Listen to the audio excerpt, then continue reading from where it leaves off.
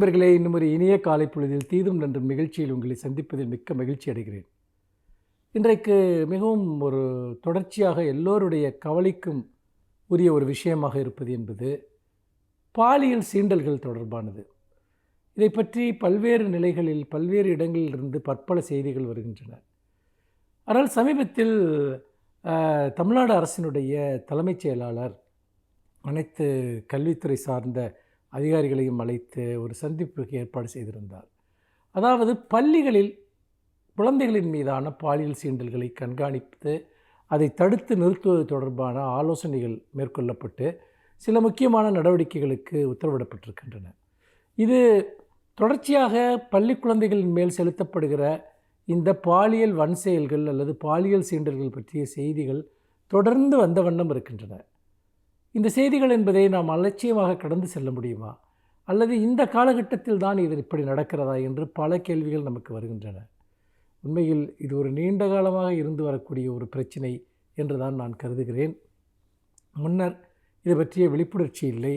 இன்னும் சொல்லப்போனால் இதை நாம் வெளியே சொன்னால் அதனால் நம் குழந்தைகளுடைய எதிர்காலம் பாதிக்கப்படுமோ என்கிற நிலையில் அந்த பெற்றோர்களே கூட அதை மூடி வரைத்து விடக்கூடிய நிலை இருந்திருக்கிறது. அந்த குழந்தைகளுக்கு கூட தங்களுக்கு என்ன நடக்கிறது என்று தெரியாமல் இத்தகைய பாலியல் சார்ந்த கொடுமைகளுக்கு ஆளாகி இருக்கிறார்கள். இன்னும் சொல்லப்போனால் பெண் குழந்தைகளில் பெரும்பாலான குழந்தைகள் ஏதாவது ஒரு சந்தர்ப்பத்தில் சிறுவயதில் இந்த பாலியல் ரீதியான தொந்தரவுகள் சீண்டல்களுக்கு ஆளாகி இருக்கிறார்கள் என்று தொடர்ந்து எடுக்கப்படுகிற ஆய்வுகள் நமக்கு சுட்டி காட்டுகின்றன.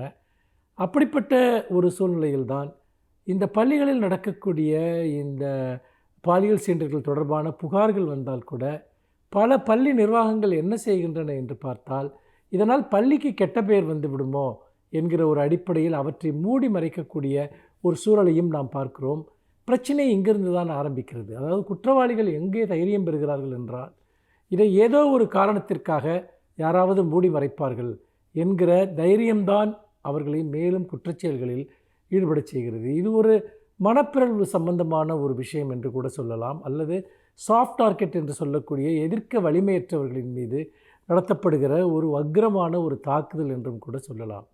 இதை நாம் எளிதில் கண்டடைய முடியும். அதாவது அந்த குழந்தைகளோ அந்த குழந்தைகளை சுற்றி இருக்கக்கூடியவர்களோ இதை சுலபமாக இப்படி அத்துமீறி நடந்து கொள்பவர்களுடைய செயல்களை கண்டறிவது ஒரு பெரிய விஷயம் அல்ல.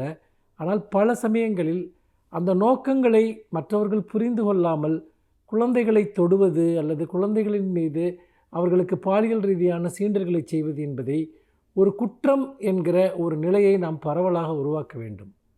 பல சந்தர்ப்பங்களில் அன்பின் பெயரால் அரவணைப்பின் பெயரால் இந்த பாலியல் குற்றங்கள் நிகழ்கின்றன என்பதையும் நாம் கண்காணிக்க வேண்டும். நாம் மேலை நாடுகளிலிருந்து இது போன்ற விஷயங்களில் பாடம் கற்றுக்கொள்ள வேண்டும். அவர்கள் 2 விஷயங்களை அங்கு முக்கியமாக செய்கிறார்கள். அதாவது எக்காரணத்தை கொண்டும் 3வது நபர்கள் அந்த குழந்தைகளை தொடுவது என்பது சட்டப்படி அங்கு குற்றமாக்கப்பட்டிருக்கிறது. இன்னொன்று, சிறுவயதிலிருந்து குழந்தைகளுக்கு பாலியல் கல்வி என்பது முறையாக அளிக்கப்படுகிறது.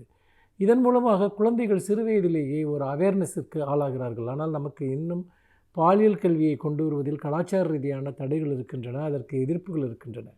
இந்த எதிர்ப்புகளை கடந்து குழந்தைகளுக்கு சிறுவயதிலிருந்தே இதுபோன்ற விஷயங்களை பற்றிய ஒரு பயிற்சியை அவர்களுக்கு அளிப்பது, விழிப்புணர்ச்சி அளிப்பது மிக மிக மிக முக்கியம் என்று நான் கருதுகிறேன். அந்த அடிப்படையில் இந்த பாலியல் குற்றங்களை, குழந்தைகளின் மீதான குற்றங்களை தடுத்து நிறுத்துவதில் பெற்றோர்களுக்கு ஒரு பங்கு இருக்கிறது, ஆசிரியர்களுக்கு ஒரு பங்கு இருக்கிறது, பொது சமூகத்திற்கு ஒரு பங்கு இருக்கிறது. எல்லோரும் இணைந்து நின்றால் இதுபோன்ற குற்றங்களில் ஈடுபடுபவர்களுக்கு எதிரான ஒரு தடையை நாம் ஏற்படுத்த முடியும். சட்டங்களை மட்டும் கடுமையாக்குவதனால் இந்த பிரச்சனை தீரப்போவதில்லை என்பதையும் இந்த இடத்தில் சேர்த்தே குறிப்பிட விரும்புகிறேன். மீண்டும் இன்னும் ஒரு புதிய சிந்தனையோடு உங்களை சந்திக்கிறேன். நன்றி, வணக்கம்.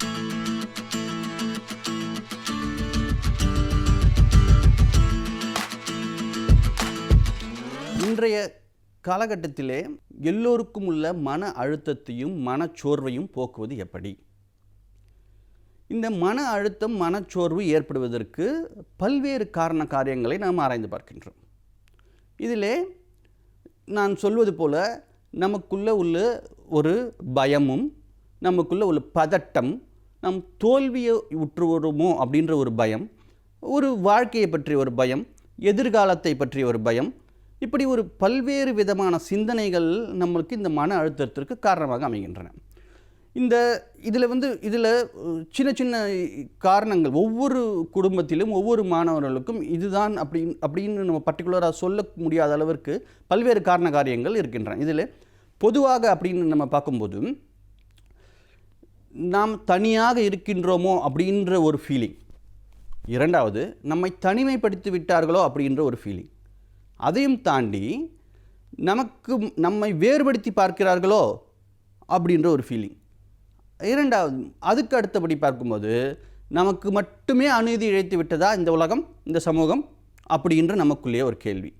இப்படிப்பட்ட கேள்விகள், இரண்டாவது சின்ன சின்ன குடும்ப வன்முறைகள், குடும்பத்திலே ஒவ்வொருத்தருக்கு ஒருத்தர் புரிதல் இல்லாத ஒரு காரணங்கள், இந்த ஒரு சிச்சுவேஷனை எப்படி நாம் கையாள வேண்டும் என்பதை பற்றிய போதிய அறிவு இல்லாத காரணம், அறிவுன்னு சொல்ல முடியாது, அறியாமைன்னு சொல்லலாம், அறியாமை. இப்படி பல்வேறு காரணங்கள் இருக்கின்றன. இது பொதுவாக. ரெண்டாவது, குடும்பத்தில் உள்ள முக்கியமான உறுப்பினர்களுக்கு முன்னாடி இருந்த வருமானம் இப்பொழுது இருக்காது. அது ரெண்டாவது, அந்த ஒரு வீட்டிற்கு தேவையான சகல வசதிகளையும் அவனால் முன்னாடி இருந்தது போல் அவனால் அனுபவிக்க முடியாது. இரண்டாவது, குழந்தைகளுக்கு ஏன் இப்படிப்பட்ட ஒரு மன அழுத்தம் ஏற்படுகின்றது? குழந்தைகள் இந்த டிஜிட்டல் லேர்னிங், ஆன்லைன் லேர்னிங் இப்படி சொல்கிறோமே, இதையெல்லாம் நாம் எப்பொழுது கற்றுக் கொடுத்திருக்கிறோம் குழந்தைகளுக்கு? இல்லவே இல்லை. இப்பொழுதுதான் புதிய சூழல். இந்த சூழலே குழந்தைகளுக்கு ஒரு மிகப்பெரிய ஒரு புதிய சூழல். இந்த சூழலிலே குழந்தைகள் தங்களை பாதுகாத்து கொள்வது எப்படி? இந்த சைபர் கிரைம், சைபர் புல்லிங் இப்படின்னு சொல்கிறார்கள், இதிலிருந்து எப்படி பாதுகாக்கிறது? ரெண்டாவது, இந்த சூழலிலே நம்ம உட்கார்ந்து நம்மளால் எவ்வளவு நேரம் அந்த ஆன்லைனிலே கிளாஸை கவனிக்க முடியும் அப்படின்ற ஒரு பயம் குழந்தைகளுக்கு.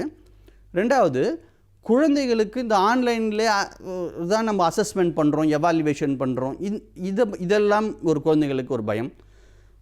அந்த ஆன்லைனில் டீச்சிங் பண்ணுறவங்க என்ன சொல்லுவாங்களோ, எல்லா குழந்தைகளும் கேட்குறாங்களே, நம்மளை பற்றி என்ன சொல்லுவாங்களோ, நம்ம என்ன பேச முடியலையே. அது ஒரு சில குழந்தைகள் பார்த்திங்கன்னா, நீங்கள் முன்னாடி ஒரு க்ரௌடில் ஒரு கூட்டத்திலே முன்னின்று வரமாட்டார்கள். ஒரு அச்சம் தான் காரணம் அதற்கு. ஸோ இதையெல்லாம் போக்க வேண்டும். இதற்கெல்லாம் லீடர்ஷிப் ஸ்கில்ஸ் நம்ம எப்படி இம்ப்ரூவ் பண்ணுறது அப்படின்ற விஷயம் இருக்குது. இந்த மாதிரி பல்வேறு காரணங்கள் இருக்கின்றன. கல்லூரி மாணவர்களுக்கு எடுத்துக்கொண்டே வேணால், எக்ஸாம்ஸ் இருக்குன்னு சொல்கிறார்கள், ஆனால் இல்லை. எக்ஸாம்ஸ் வரும்னு சொல்கிறார்கள், ஆனால் வரல. அடுத்து உயர்கல்வி படிப்பது எப்படி? இந்த உயர்கல்வி நம்ம எப்படி அணுகுவது? இதில் காலேஜ் எப்போ திறப்பாங்க? நம்ம காலேஜ் லைஃப்பை எப்படி என்ஜாய் பண்ணுவது? அது கேரியர்ஸ், அதாவது அடுத்த கட்டத்திற்கு எப்படி செல்வது? இப்படி பல்வேறு காரணங்கள் கல்லூரி மாணவர்களுக்கு இருக்கின்றன.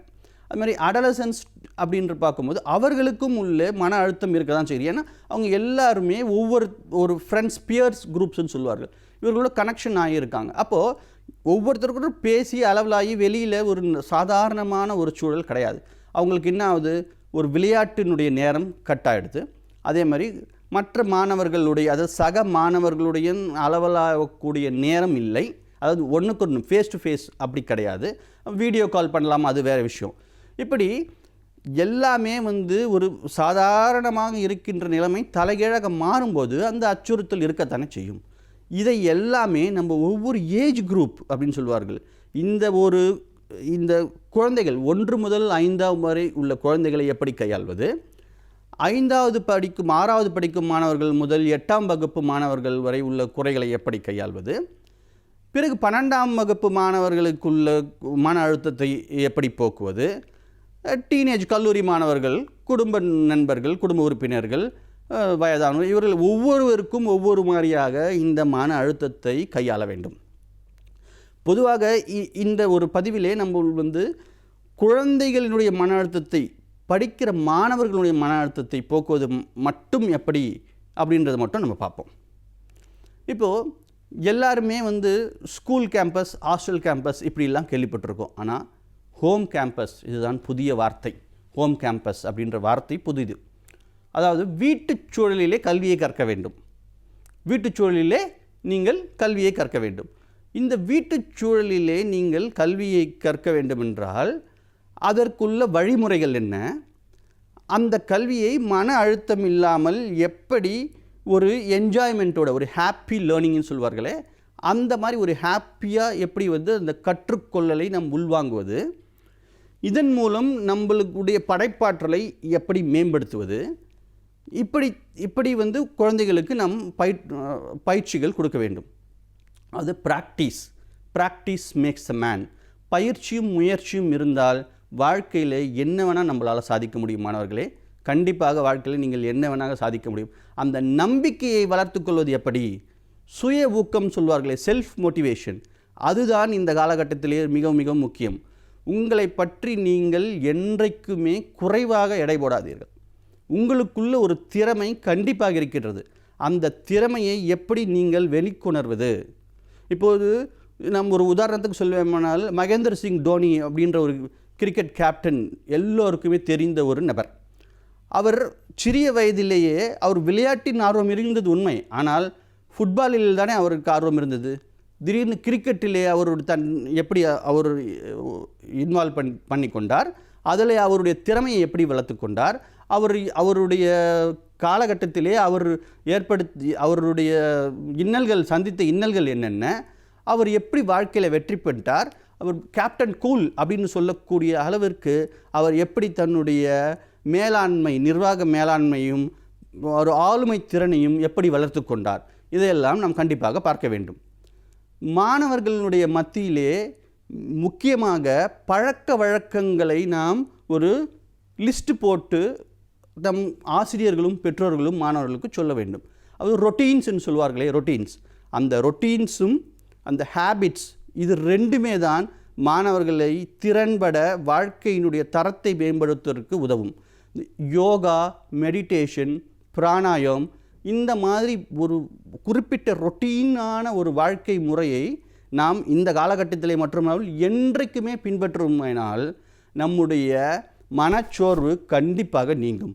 இதை தவிர, அதாவது செயல்முறை மூலம் கல்வி, ஒரு மாடல் பேஸ்டு கல்வி, ரெண்டாவது ஒரு மியூசிக் மூலமாக நம்ம என்ன லேர்ன் பண்ணுறோம், ஒரு டான்ஸ் மூலமாக என்ன லேர்ன் பண்ணுறோம், இப்படி பல்வேறு விதமான நீங்கள் கற்றலையும் கற்பித்தலையும் கற்றுக்கொள்ள வேண்டும். ஒரே மாதிரி ட்ரெடிஷ்னல் லேர்னிங்க்கு நீங்கள் போகவே கூடாது. நம்மளுக்கு என்ஜாய்ஃபுல்லாக மூலமாக எதை நம்ம கற்றுக்குறோம், ஒரு மாடல் மேக் பண்ணி கற்றுக்குறோமா இல்லையா, நம்ம குக்கிங் மூலமாக அதில் உள்ள இன்ஃபர்மேஷன் என்னென்னு தெரிஞ்சுக்கிறோம், ஒரு கேமிங் விளையாடுறதுல கூட அதில் நம்மளுடைய லீடர்ஷிப் ஸ்கில்லை நம்மளால் ப்ரூஃப் பண்ண முடியும். இப்படி பல்வேறு விதமான வழிமுறைகளை நமது முன்னோர்கள் வகுத்து உள்ளார்கள். அதாவது இந்த மாதிரி சிச்சுவேஷன்ஸ்க்கு மட்டும் இல்லாமல் என்றைக்குமே இது வந்து நம்மளுக்கு மிகவும் பயனுள்ளதாக அமையும். நன்றி, வணக்கம்.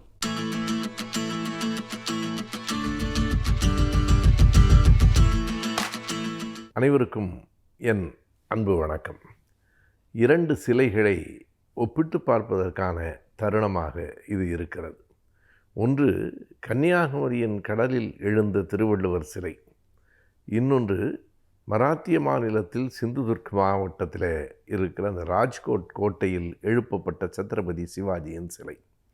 2 சிலைகளுக்கும் ஒப்பிடுவது என்பது அந்த சிலைகளில் நிற்கிற வள்ளுவரையும் சத்ரபதி சிவாஜியையும் ஒப்பிடுவதற்காக இல்லை. 2க்கும் அடிப்படையில் என்ன வேறுபாடு என்றால், 2 சிலைகளும் எழுப்பப்பட்டு எத்தனை ஆண்டுகளுக்கு பிறகும் அவை உறுதியாக நிற்கின்றன என்பதை பொறுத்தது. 1/1/2000, அதாவது 2000 ஆண்டு தொடங்குகிற போது ஜனவரி 1 நாள் தலைவர் கலைஞர் அவர்கள் முதலமைச்சராக இருந்தபோது கன்னியாகுமரியிலே அந்த சிலை எழுப்பப்பட்டது. 133 அடி உயரம், 133 அதிகாரங்களை கொண்டிருக்கிற திருக்குறளுக்கான அடையாளமாக 133 அடி உயரத்தில் 700 டன் எடை கொண்ட அந்த சிலை நிறுவப்பட்டது. அதற்கு 9,65,00,000 ரூபாய் செலவாயிற்று. இது ஒரு பகுதி. இந்த பக்கத்தில் சிந்துதுர்க் மாவட்டத்தில் சத்ரபதி சிவாஜியினுடைய சிலை வெறும் 35 அடி உயரம்தான். 133 அடி திருவள்ளுவரின் சிலை, இது வெறும் 35 அடி தான். இதற்கு இன்றைக்கு ஆகியிருக்கிற செலவு அதை விட கூடுதல். ஒரு விதத்தில் நாம் சொல்லலாம், அது 24 ஆண்டுகளுக்கு முன்னால் ஆன செலவு. இன்றைக்கு அதனுடைய நிலையும் விலையும் கூடியிருக்கிறது, செலவு கூடுதல். ஆனால் இந்த சிலை எப்போது நிறுவப்பட்டது? கடந்த டிசம்பர் மாதம் நிறுவப்பட்டது. 2023 டிசம்பரில் இந்தியாவின் பிரதமர் மோடி அவர்கள் அந்த சிலையை திறந்து வைத்தார். எனவே இந்த சிலை திறக்கப்பட்டு இன்னமும் ஓராண்டு கூட நிறைவடையவில்லை, 8 மாதங்கள் தான் ஆகியிருக்கின்றன. திருவள்ளுவர் சிலை நிறுவப்பட்ட பிறகு உலகமே திரும்பி பார்த்த ஒரு பெரும் நிகழ்வு ஒன்று நடந்தது 2004 டிசம்பர் 26 அதுவரையில் தமிழ்நாடோ இந்தியாவோ அறிந்திருக்காத சுனாமி என்கிற ஒரு ஆழி பெருங்கடல் வந்து சேர்ந்தது. நாம் சுனாமி என்கிற பெயரையே அந்த நாளுக்கு பிறகுதான் நாம் அறிந்து கொண்டோம். அதற்கு முதல் நாள் வரையில் சுனாமி என்று சொன்னால் நமக்கு என்ன என்று தெரியாது. அது ஒரு ஜப்பானிய சொல். நமக்கும் அப்படி ஒரு சொல் இருக்கிறது. கடல்கோள் என்றும் ஆழி பெருங்கடல் என்றும் நாம் படித்திருக்கிறோம். பழைய குமரி கண்டத்தையே கடல்கோள் கொண்டு போய்விட்டது என்று படித்திருக்கிறோம், பார்த்ததில்லை. முதலாக அப்படி ஒரு பெரும் அலை வருகிற போது இதற்குத்தான் சுனாமி என்று பெயர் என்று சொன்னார்கள். கரையில் இருக்கிற எல்லாவற்றையும் வாரி சுருட்டி உள்ளே கொண்டு போயிற்று. அதற்கு பிறகு வள்ளுவர் சிலை அங்கே மிஞ்சி இருக்காது என்று தான் கருதினார்கள். ஆனால் சுனாமியையும் எதிர்கொண்டு அதற்கு பிறகும் இன்று வரையில் அந்த வள்ளுவர் சிலை கம்பீரமாக உயர்ந்து நிற்கிறது. ஆனால் இங்கே 8 மாதத்துக்கு முன்னால் நிறுவப்பட்ட ஒரு சிலை சுனாமி வரவில்லை, ஒரு மிகப்பெரிய சூறாவளி கூட வரவில்லை. காற்று அடித்தது, மழை பெய்தது. அந்த சிலை சாய்ந்து விட்டதா என்று கேட்டால் சாய்ந்து விட்டது என்று அத்தனை சுருக்கமாக சொல்லிவிட முடியாது. கீழே விழுந்து நொறுங்கி விட்டது, தனித்தனியாக நொறுங்கி விட்டது. தலை வேறு, உடல் வேறு, கால் வேறு என்று அது துண்டு துண்டாக உடைந்து நொறுங்கி கீழே விழுந்து விட்டது. இப்போது ஒரு பெரிய கேள்வி இருக்கிறது. ஒரு சிலை அத்தனை கோடி ரூபாய், 1000 கோடி ரூபாய் செலவு செய்து நிறுத்தப்பட்ட ஒரு சிலை 8 மாதத்தில் அப்படி காணாமல் போய்விடும்? அது கல்லால் செய்யப்பட்டதா, சிமெண்டால் செய்யப்பட்டதா, உலோகத்தால் செய்யப்பட்டதா? நமக்கென்னவோ இப்போது என்ன சந்தேகம் வருகிறதுனால், இந்த பிளாஸ்டர் ஆஃப் பாரிஸ் என்பார்களே, அப்படி அது ஒரு சாதாரண பொம்மை செய்வது போல செய்யப்பட்டிருக்குமோ என்கிற எண்ணம் வருகிறது. அப்படி செய்யப்பட்டிருக்குமானால் அதற்கு இத்தனை 1000 கோடி ரூபாய் ஏன் செலவாயிற்று? அந்த பொம்மையை திறப்பதற்காக பிரதமர் மோடியை அழைத்து வந்தார்கள் என்கிற கேள்விகள் நம் முன்னால் வருகின்றன. உள்ளே என்ன இருந்தது? ஏன் அந்த சிவாஜி சிலை உடைந்து விழுந்தது? நாம் இப்படி சொல்லலாம், உள்ளே இருந்தது கல்லா களிமண்ணா என்பதை விட உள்ளே இருந்தது ஊழல் என்பதுதான் உண்மை. ஊழலால் உடைந்து சிதறி கீழே விழுந்தது. பிரதமர் மோடி அவர்கள் இப்போது வெளிப்படையாக சொல்லியிருக்கிறார், நான் சத்ரபதி சிவாஜி சிலையின் காலை தொட்டு வணங்கி மன்னிப்பு கேட்டுக்கொள்கிறேன் என்று. ஆனால் அந்த கால் கூட அங்கே இல்லை. இருந்தால் தான் தொட்டு வணங்க முடியும். அந்த காலையும் காணவில்லை. எனவே ஒரு சிலை களிமண்ணால் கல்லால் உடையவில்லை, ஊழலால் உடைந்து கீழே விழுந்திருக்கிறது. இன்னமும் உயர்ந்து கம்பீரமாக நிற்கிற திருவள்ளுவரின் சிலை தமிழ்நாட்டின் பெருமையை, தமிழ்நாட்டு அரசின் முதலமைச்சராக இருந்த தலைவர் கலைஞர் பெருமையை ஓங்கி உயர்ந்து சொல்கிறது என்பதுதான் 2 சிலைகளுக்கும் இடையில் இருக்கிற வேறுபாடு.